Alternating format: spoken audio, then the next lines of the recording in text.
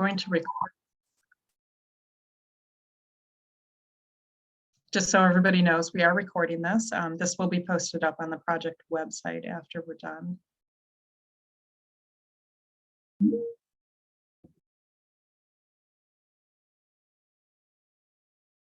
And I know we did the demographics poll. It's up right now, so. Yep, the demographics poll is up right now. Are you able to share your screen, or is that getting in the way? I'm sorry, are you not seeing my screen right now? I'm not. Oh, sorry.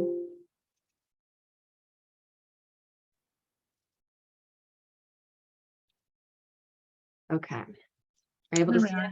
I am. Yeah, thank you so much. Sure. All right, so welcome. This is the pros plan meeting. So if that's where you want to be, you're in the right place. If not, then might have to find another Zoom link. So a few things for you to know as we go into the meeting is that you can leave and rejoin the meeting at any time. This meeting is being recorded. There's multiple opportunities for input throughout the meeting, so we'll be pausing here and there for you to provide input, and then really taking up the last portion of the meeting to have a community discussion. We are doing this in a webinar format because we have had problems with Zoom bombing. So what that means is that you are muted and that your video cameras are disabled, but that doesn't mean that we don't want to hear from you. So please do share your thoughts with us, and I'll tell you how to do that in just a moment. The presentation and everything else will be available on the Parks Planning website. So the demographics poll, yes, thanks, Hillary. What was up there, and we can tell you that that site again, that URL again, after we're done. We do have the demographics poll that I'm just going to leave up for maybe a minute more. Again, this is something that we're doing with most of our meetings just to see who's attending our meetings, so we can get a sense of who we're not reaching, so we can continue to do a better job. This is anonymous and it is completely optional. All right, we can move on to the next one. And this is our team. So we've got Josh, and I guess we can just have everybody go around and introduce themselves, starting with Josh. Hello, I'm Josh Landefeld. I'm the Parks and Recreation Manager. I'm excited to have everyone here and look forward to getting the feedback from all of you. And then Adam, you're up next. Hi everyone, I'm Adam Ferko. I'm a landscape architect and park planner here with the Parks Department. And then Hillary. Hi, Hillary Hansel, also landscape architect and park planner. And I'm Heather Cypress. I'm helping out with community engagement, and I am a planner in our systems planning unit. We'll be talking about Zoom technology in just a moment, which tells you how you can provide input, and then going over our meeting goals, the process overview, so to give you a sense of where we've been and where we're headed with this, all the community engagement efforts. So we're really still at the beginning. We've done a survey, but this is our first big public meeting, and there will be some more engagement opportunities to come, and then questions and community discussion, and then wrap up. So this is the technology overview. I'm sure many of you are familiar with it at this point, but I think it's always helpful to go over it. If you would like to comment, you can raise your hand, virtually raise your hand. And so there's a button at the bottom to do that. And I'll keep an eye out for people who have their hands raised. The other way to provide a comment is in this Q&A feature that's down at the bottom. So just click on that and you can type in your question or your comment, and one of us will read it off and respond to that. If you're on the phone, you can hit *9 and that will virtually raise your hand, and then I'll call off the last few digits of your number and give you a chance to. All right. And then I think at this point, I turn it over to Josh. Is that correct? That is correct. Just going to go over the simple meeting goals for today. Obviously, we're having this public meeting to hear from you.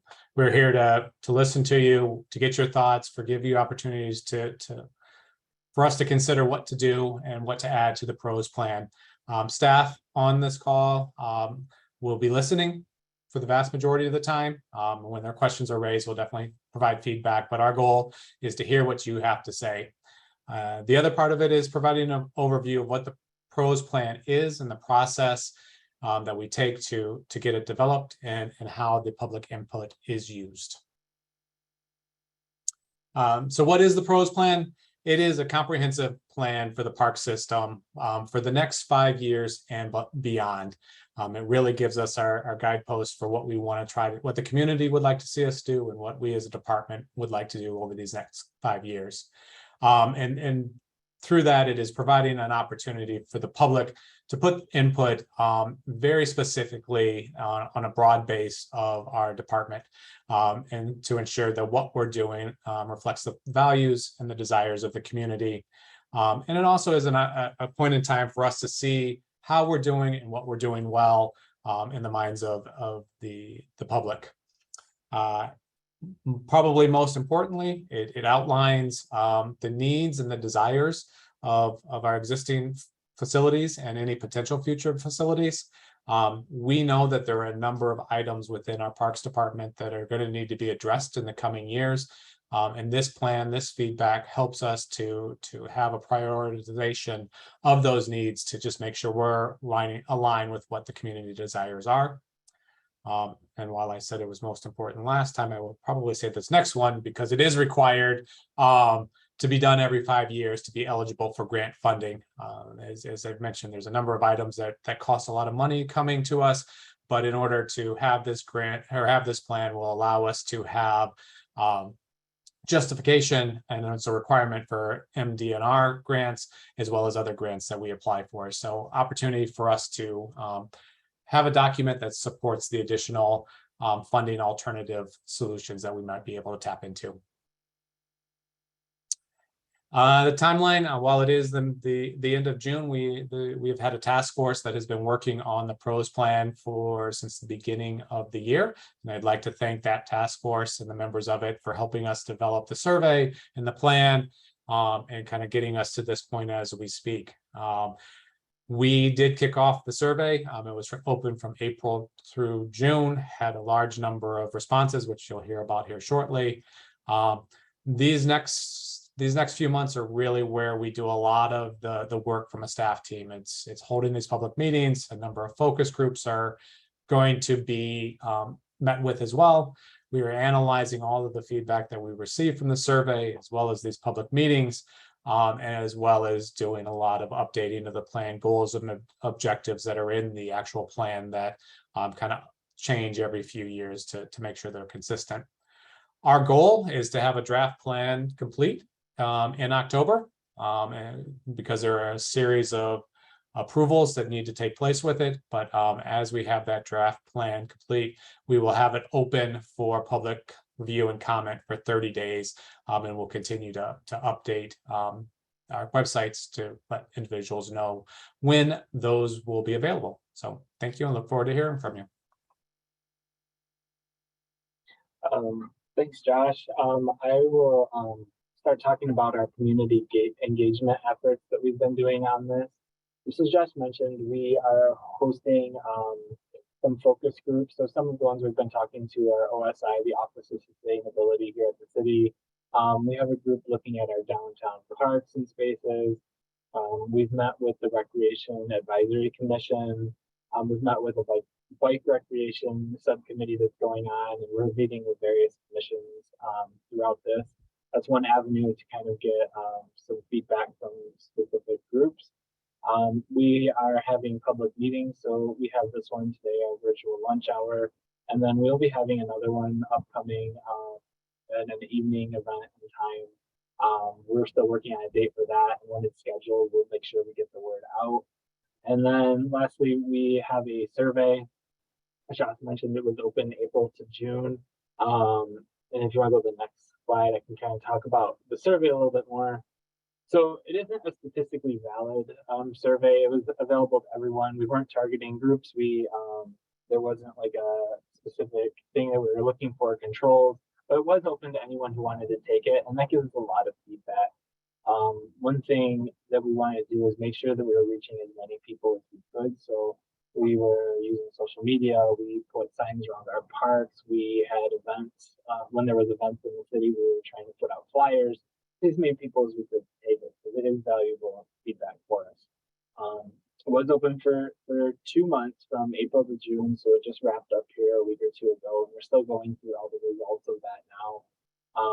We ended up over doubling our amount of people that took it. Last plan was around 1,000. We're at 2,300.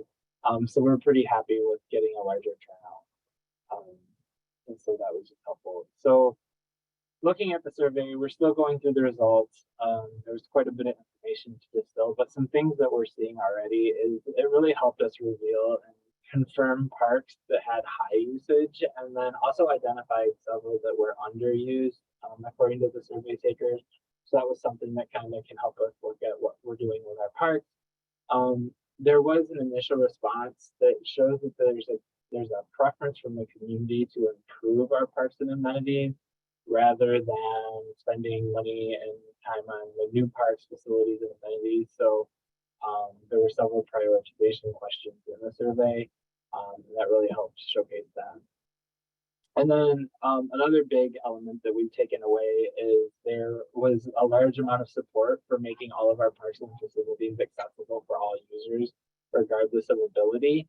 And just to speak on that for a minute, we are also in running tandem with this, our ADA transition plan through the summer, which is looking at accessibility in all of our parks, all of our facilities. That's taking place throughout the year and will actually be attached to this PROS plan. And we'll be having an upcoming meeting. I think it's July 14th, and we'll make sure to get word out to the community via the same methods we did for this one, social media channels, emails. But that's another chance to talk about accessibility within the parks. Next slide. Thanks, Adam.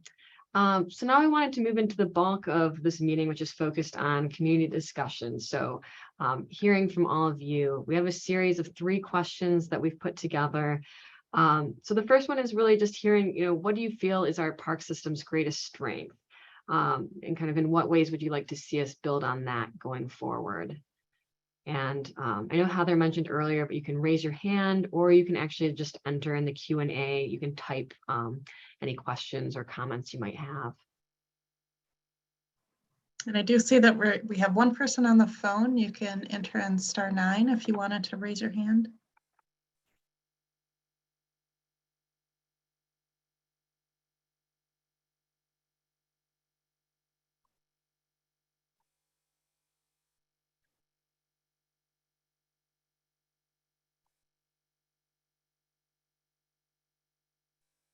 All right, nothing so far.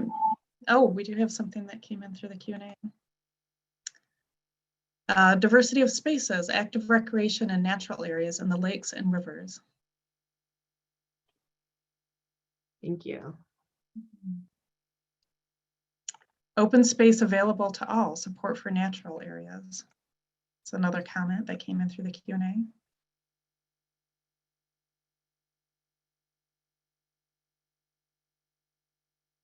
Great. All right, well, we can always hear additional thoughts on these. Oh, looks like we have a person. Yeah, Clark, go ahead. Are you? Yes, I think that we have a lot of parks in Ann Arbor, and along the river especially, you have a whole linkage of parks. But improvements have to be made to improve the connectivity of these. A major thing that was done recently was the tunnel underneath the railroad tracks by the Amtrak station so that people south of that area can get to the Argo Park and Vandermeer area. It's very widely used and been very successful. But there are 2 places where that has to be duplicated, and one, which is well in the works, is connecting Vandermeer Park with Barton Park in the North Main Street area, the tunnel there. Another one that's kind of come to some discussion recently because of serious injury by 2 people that were on the tracks between the Arboretum and Gallup Park Trail. And this is something that was a tunnel there in that vicinity that's near Huron Towers is well overdue. It's been talked about for many years, but not on a very high level. Thank you. Yeah, thank you, Clark. Thank you for that. Yes, and just a comment I'll mention, we are actually in the process of designing the tunnel connection between Barton Nature Area and Vandermeer Park. So that one is in planning, kind of in collaboration with our partners at Washtenaw County Parks and Recreation as well. You know, the other area you mentioned is not in active design right now, but we understand the needs. So thank you for sharing that. And we had a couple more comments that came in through the written comment. So one person wrote, I also strongly support natural areas. And the next person wrote, to build, I think we should set a priority for new land that is contiguous with existing parks and require little or no maintenance. And then another comment is, so many different kinds of parks and natural areas scattered throughout the city and available to all is great. Having more green space in the central city would provide cool areas in the midst of a lot of concrete, asphalt, and bricks and such. And then lastly, we have more focus on in the natural areas to provide some universal access trails in more of the natural areas. Great, thank you. Yeah, and as you know, Adam mentioned earlier, we are currently undergoing a study of accessibility in our park. So it does include natural areas, although there's kind of separate kind of guidelines and recommendations for those compared to like more traditional parks and facilities. So that's definitely something we'll be looking at next year. And we have another comment under strengths. I really appreciate the partnership with WCWRC to maintain the city's stormwater rain gardens, e.g. new bioswale in Dolph Park. Thanks. All right. Well, our next question, we appreciate hearing all the things you love about the park system. Next question was just wondering, you know, in what areas we need to do better. So, you know, if there's one thing that you wish that we did differently or you wish was different in our parks, you know, what would that be?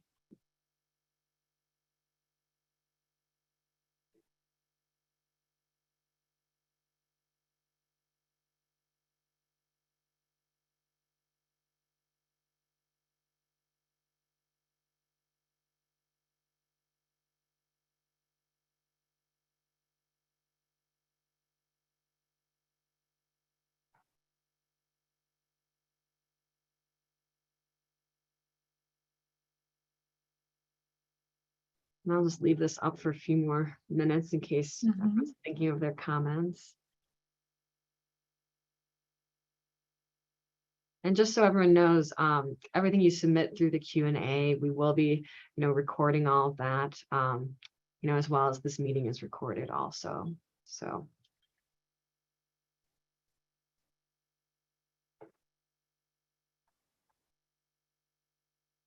I'll give you another minute or two, but I'm not seeing any hands raised or, oh, here we've got something coming in. There was a master plan for Dolph Park in the 70s.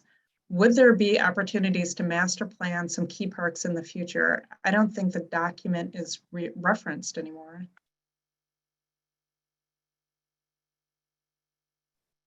Yeah, so we haven't traditionally done master plans for our individual parks. It's something we've kind of discussed as maybe potentially in the future if we have more capacity. But we don't currently have plans for each parks. And I'm not familiar with the one in Dolph from the 70s, but we can look to see if we still have that. But yeah, I agree. I think it would be nice to look at a little bit more broadly at some of our big community-wide parks. Yeah, that would be interesting to dig that up. And Matt, I'm wondering if you have a copy, if you could send that to us. And the next comment is, stop saying that we have too many parks and that we can't take care of them. That is not true. Our parks are great. We have an average amount of park space per 1,000 residents. We should be proud of it and continue to take care of it. Thank you. And this is also from Matt, who was commenting on the Dolph Park plan earlier. And the HRIMP plan discussed sampling in the lakes and impoundments, but nothing has been done to better understand the quality of the wet parkland we have. So that would be a suggestion to continue to look at that. Yeah. And the next one is signage and trail improvements in the natural areas. Oh, and Matt does have it scanned. All right, yeah, if you don't mind sending that to us, that would be great.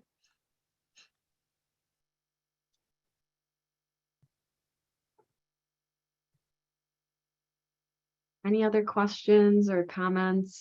Just areas for improvement. Can be system-wide or specific to a certain park or facility or even program.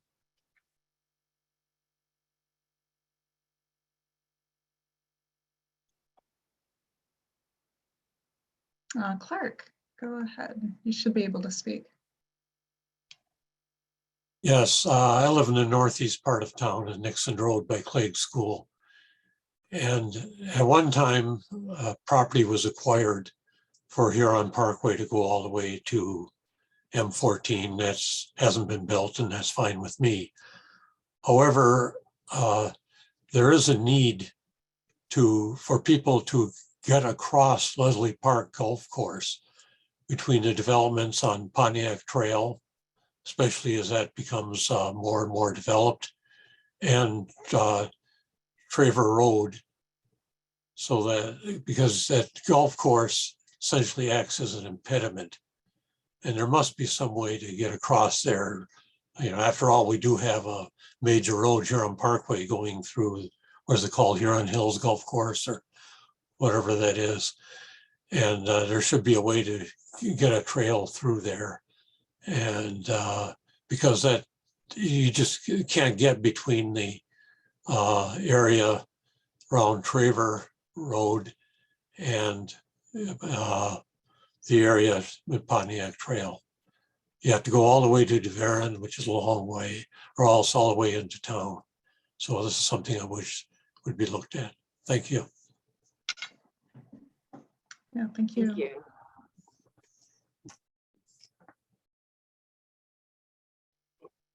All right. I'm going to move to the next question, but if you have any other ideas or suggestions or comments for improvement, feel free to share.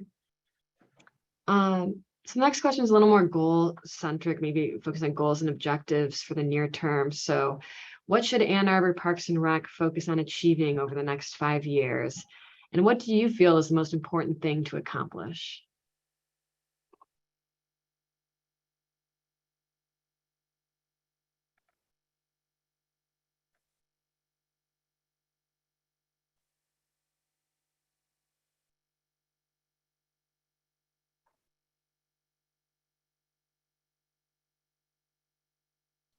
And this can be a big picture system-wide goal or something related to a facility or park that you use as well.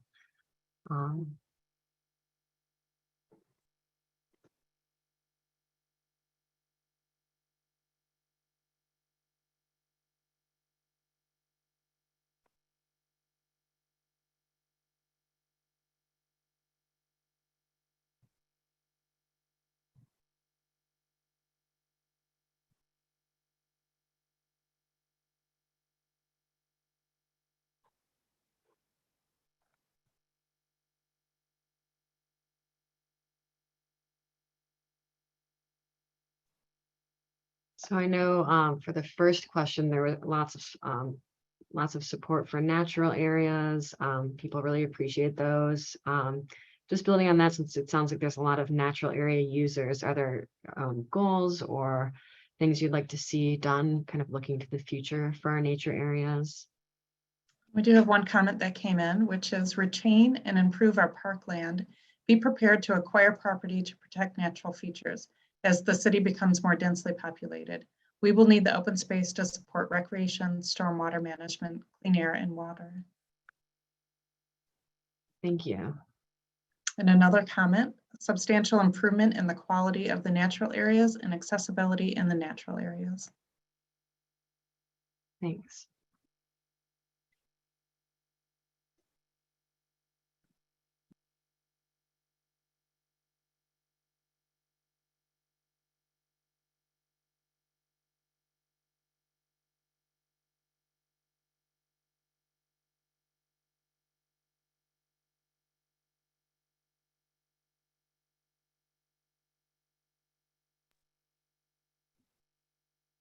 All right, well, I'm not seeing any other comments. Just gonna go ahead here, just kind of let you know what our next steps will be. We can stay, for the rest of the hour. So if you have additional thoughts. Oh, I think we had one more. Oh, yeah. Let's see. And that is planting more trees in areas where they work well. And for those of you who don't know, we do have our urban forestry plan that's in process right now too. So I do encourage you to engage in that as well and give your thoughts on the future of our urban forestry program. The next comment is support NAP and management of invasive species. We need to provide education to residents on management of invasives. 2, for coordination of effort to support native plant species. Thanks.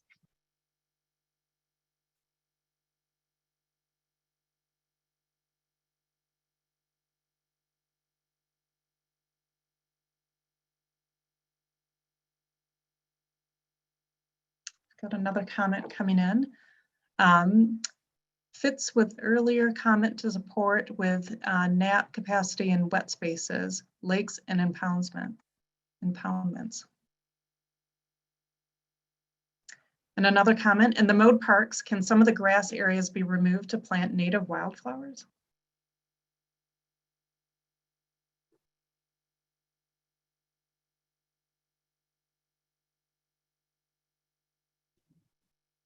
Yeah, thanks for that question. Yeah, if there's somebody on the team that has a thought about that. Let's see. I mean, I know we have Scott Spooner, Deputy Manager of Park Maintenance, on the line, but I think we haven't replaced much lawn with kind of wildflowers going, historically. I think it would just be something to look for, how we would maintain those. So it's something we could consider looking into. I know there's been discussion in the past about integrating like low mow or no mow areas in the parks. That might be something that's a little easier to manage than a wildflower, but it's something we can look to.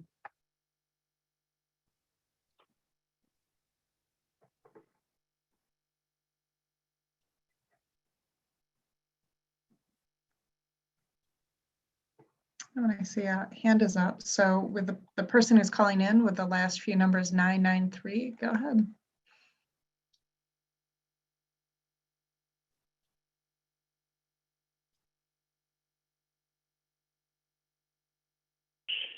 Yeah, I just had a comment or a inquiry about the West Park band shell. I know there is a study done. It's going to cost like $2 million to do different things. Is there any other studies going to be done to maybe a less expensive route, maybe with some type of sump pumps or drainage or something like that? Thank you.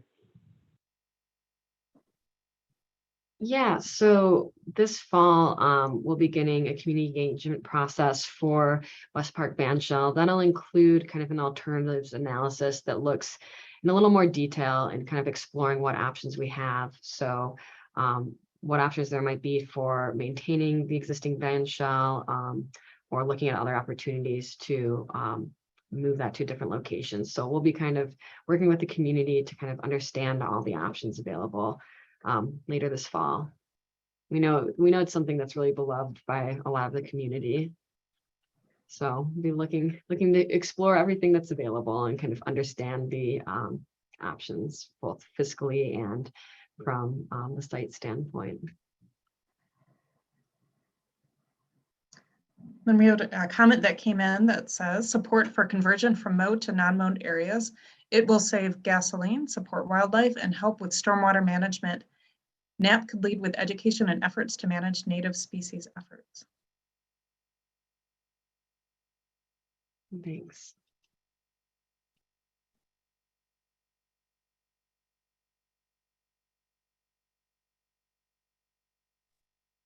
And Heather, it looks like there's one hand raised, but I don't know if that was the same one as. Oops. Sorry, I just raised my hand on accident. Let me go to the participants. Oh no, that was the person that called in. Unless you had another comment, I can certainly, I'll ask to unmute you. And if you do have a comment, please feel free to go ahead.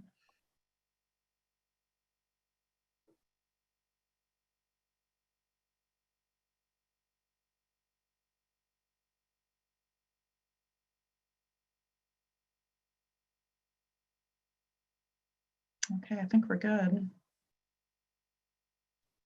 We do have another comment that came in. The Sister Lakes Neighborhood Association has developed some thoughts, recommendations about DELF. How should we share this with staff or the process? Yeah, so the thoughts and recommendations, if it's a report or a written form, we'd be willing to have you share that with us via email. Or if it's something that you're looking to discuss, we could set up a call or some time to talk through that. But we'll have our contact information. I can share it in the next slide. So just looking here, so our next steps will be, and we can continue kind of answering questions and comments, but we'll be posting meeting summaries and a recording to our park planning website. So that's a2gov.org/parkplanning. And then we will have the draft version of the pros plan available in October. And then just so you can see, this is Adam and I, the two park planners, contact information. So this is our email. And so feel free to reach out and we can set something up. So I'd love to hear your thoughts on that. And we do have a question that just came in, which reads, the survey seemed to focus more on parks than natural areas. The focus groups also didn't seem to have much focus on natural areas. No one from NAP is on this meeting. Will NAP be involved with updating the pros plan? Yes. So actually we do have Remy Long, our new natural area preservation NAP manager, listening in here. Yeah, so Remy has been involved in our task force, kind of overseeing the community engagement for the pros plan. So he's very involved.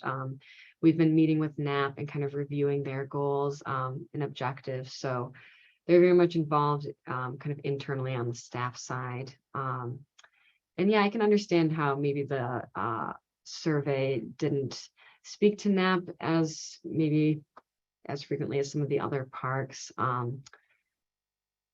I think there's more opportunities to engage people that have questions or comments about NAP. I think these meetings are one opportunity, but we'd be happy to meet with additional people as necessary.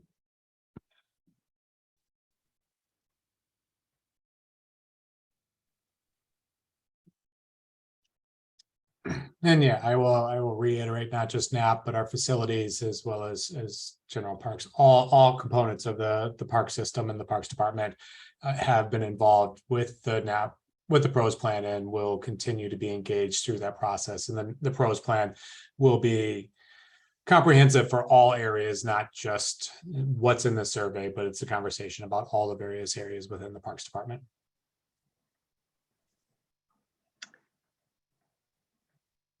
And then we have a note of appreciation, which we always appreciate, which reads, thank you all, appreciate all that you and the other park staff do. Thanks.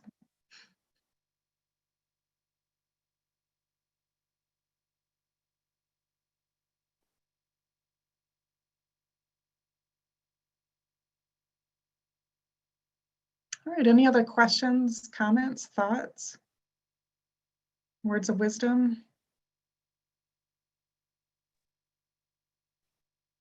Clark, go ahead. Yes, I have a special interest in the Argo Park, Vandermeer area, and I was on a task force many years ago, about 30 years ago. It was the Argo Park Framework Study, and a report was written by Peter Pollock, Pollock Design, late Peter Pollock.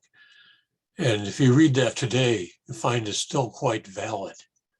And a lot has been done now on the west side of the pond, but on the east side, along Longshore Drive, which is gravel at that area, there are a lot of important portions which talk about trail, some lookouts and doing this in a way that's sensitive to the slope there.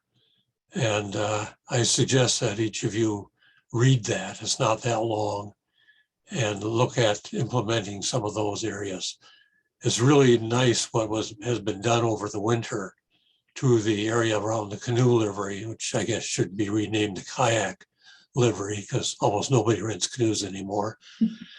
But there are a lot of kayaks and people on tubes.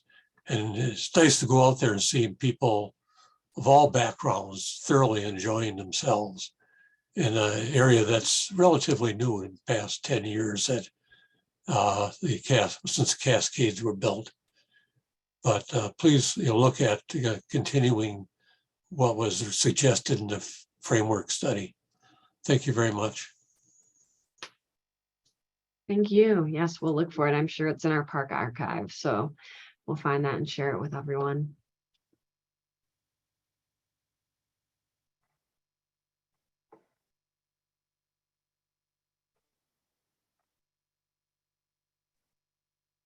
Any other thoughts? As stated before, we'll have, a meeting summary and a recording posted to our park planning website. And then in October, we'll have the draft version of the pros plan available for comment and review. And again, our emails are listed. If you have any additional thoughts, questions, happy to continue the conversation beyond this meeting. So thank you all for joining us, and thanks for taking time out from your day. We really appreciate hearing from you. Yes, thank you very much.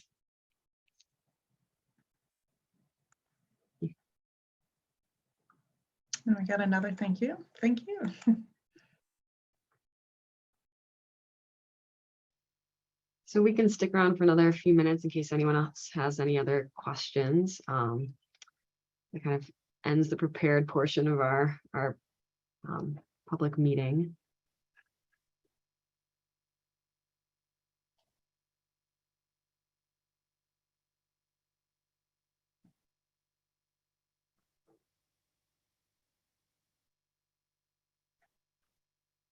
So yeah, so thank you all for coming, and yeah, please reach out to us if you'd like to continue discussing any of these issues.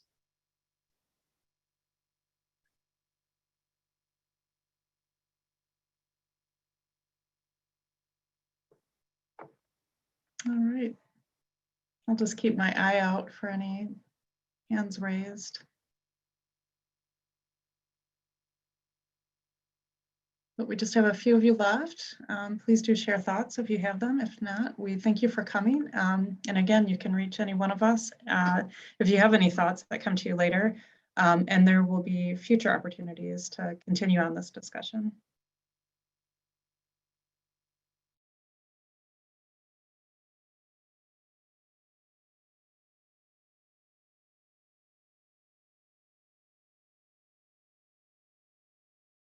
Great. All right. I'm going to stop the recording.